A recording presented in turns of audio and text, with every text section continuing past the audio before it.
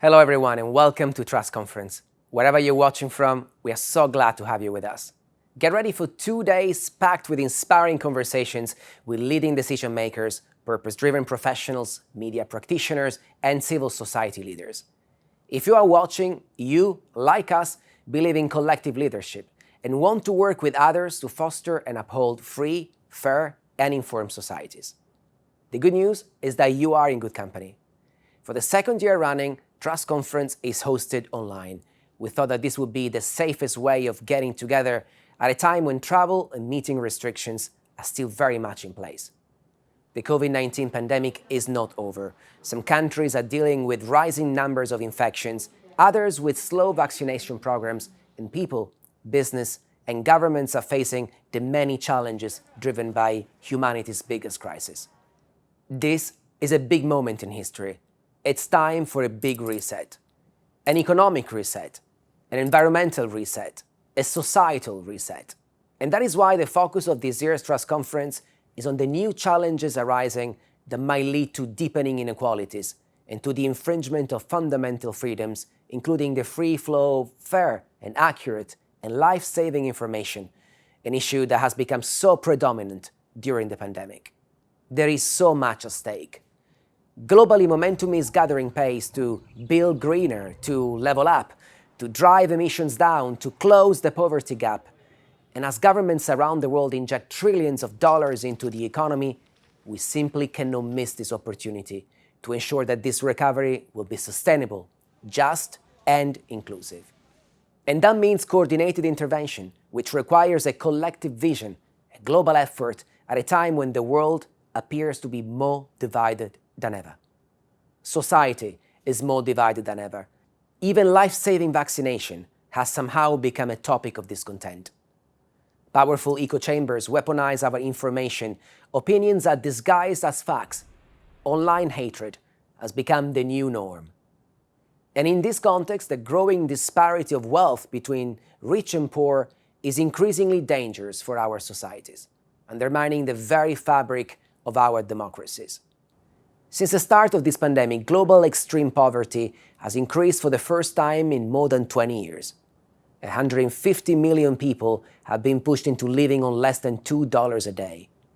And meanwhile, the number of millionaires last year rose by 5.2 million. The richest 1% now owns 45% of the world's total wealth. And then, of course, there's the climate emergency, a crisis that is so intertwined with the economy and so crucially linked to fundamental human rights, such as the right to security, the right to housing, the right to education, the right to work. When people are at risk of being displaced by climate disasters, these rights are at stake. By 2030, 132 million of us will be driven into poverty by climate-related crises. People in low and middle-income countries are around 5 times more likely than people in high-income countries to be displaced by extreme weather disasters. Over the past 50 years, 2 million people have died because of weather-related disasters. That's a 5-fold increase. 90% of these extreme weather events took place in developing countries, countries that have contributed least to global warming. In this year alone, we've seen deadly floods in Sri Lanka, displacing thousands of people. We've seen droughts in Brazil, the worst in 91 years, bushfires in Siberia, and tropical heat in Finland, Ireland, and Canada. The list goes on. Climate-related risks are intensifying.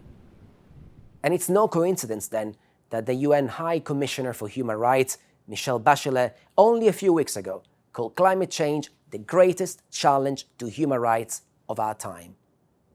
The UNHCR predicts that the number of climate refugees could reach 200 million a year by 2050, nearly double the number of today. And this is happening at a time when the political debate over migration is more divisive than ever. Are our countries prepared to welcome millions of climate refugees? What legal frameworks are needed to uphold these individuals' rights to life, to liberty, to security, to equality? And as climate litigation becomes increasingly frequent, are governments and international institutions prepared to respond? Our opening session will explore whether reframing climate change as a human rights issue might be a more successful catalyst for change. COP26 has just ended, and we've all been reminded of what is at stake if we don't tackle the climate emergency. We've also heard a lot of promises and a lot about the new Green Deal and green jobs. You will remember that President Biden launched his presidency with a proposal for a $2 trillion investment in clean energy. And in the next 10 years, the EU Green Deal will mobilize at least €1 trillion in sustainable investments with the goal of making the EU a net zero emitter by 2050. Here in the UK, a £12 billion investment plan has been put in place for a green industrial revolution, supporting investment in green technologies and transition to zero-carbon industry. This global shift to a green economy could create more than 40 million jobs by 2050. But this transition to a new, greener economy is a very delicate one to implement. And that's because as we phase out our use of carbon, we need to ensure that we don't leave entire communities behind. Many of these new jobs will require new skills. New locations will become hotspots for innovation and employment. Some cities and regions will inevitably feel the impact. It's estimated that 6 million jobs in coal-powered electricity, oil extraction, and other sectors will disappear in the next 9 years. And that is why the EU Green Deal investment plan comes with a just transition mechanism attached. In other words, €100 billion ring-fenced to support workers in the most affected regions. It's essential that this transition is indeed just and fair, and that it creates new opportunities for workers of carbon-heavy industries to reinvent themselves as the future workers of the green economy. Failure to do so will leave behind millions of unskilled, disenfranchised workers, often the target for populist movements and dangerous narratives. So how can we achieve a just transition that goes beyond an idea, where we safeguard both the future of workers and the future of the planet? And what happens to those countries that are not ready to switch to a greener economy, especially those that have no funds allocated to protect the workers that are the most at risk? We gathered some world-class experts to help answer these questions today. And moving on from workers' rights to new green industries, we'll be looking at net zero challenge.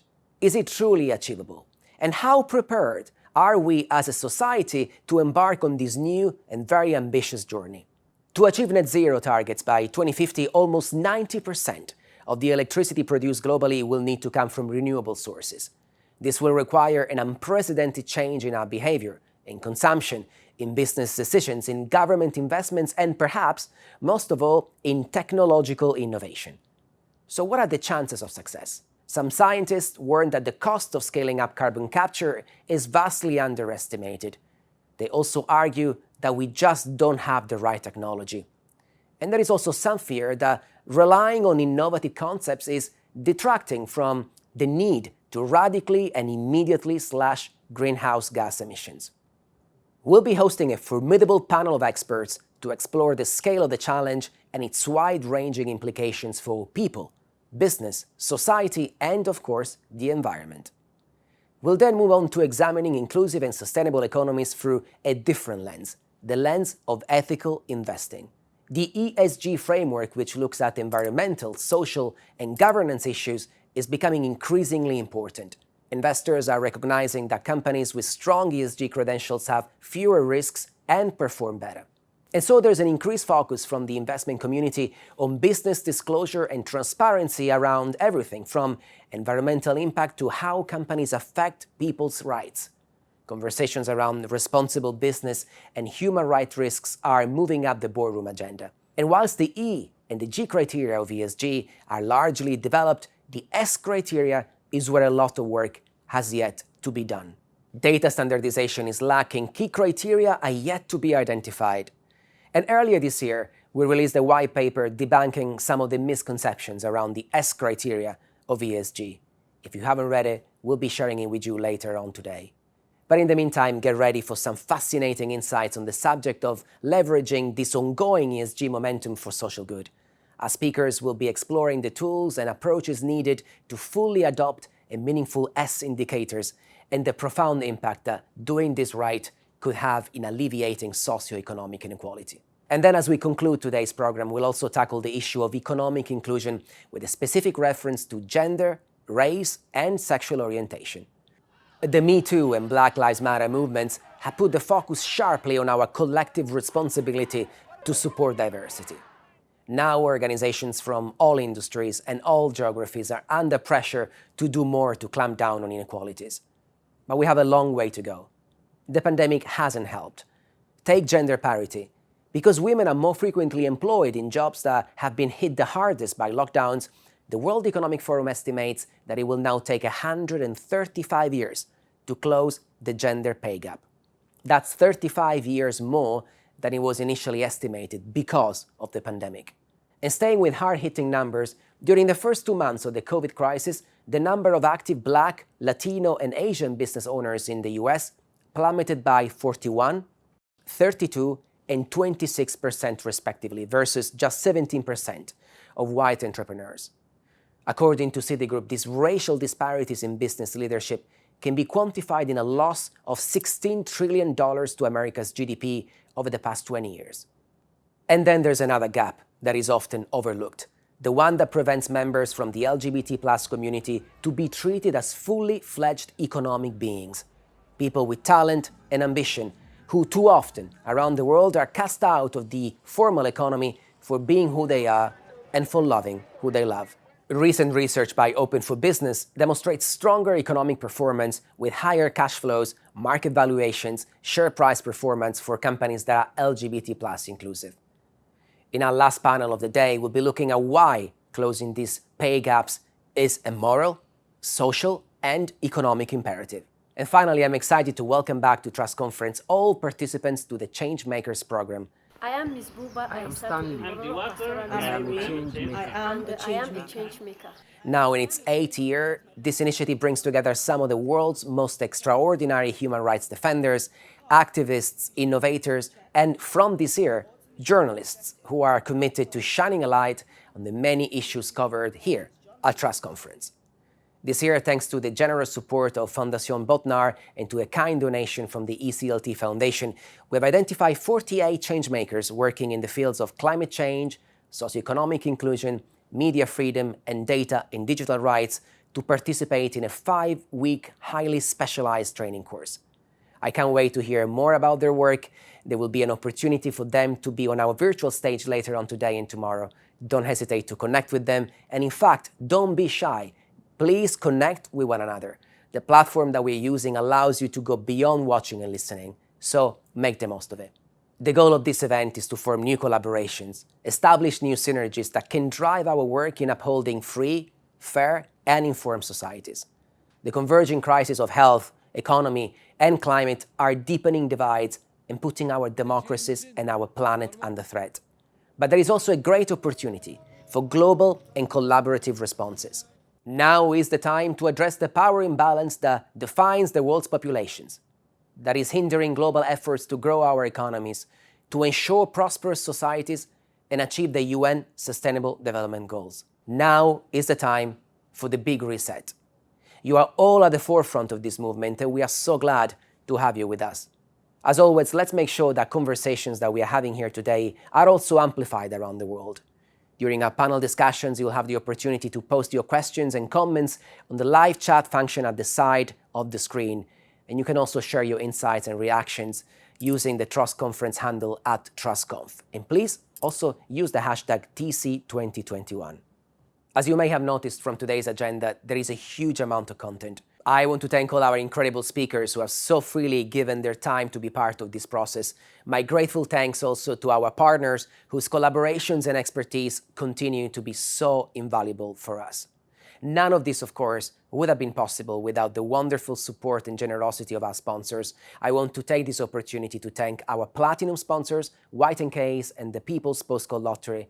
And I also would like to thank Humanity United, the Internet Society, Jigsaw, and the ECLT Foundation. We are incredibly grateful for your support. And last but not least, I really would like to thank the hundreds of you who are joining us from all corners of the world. I hope you'll be informed, connected, and empowered by the content we put together for you. So have a great time here at Trust Conference, and I'll see you later.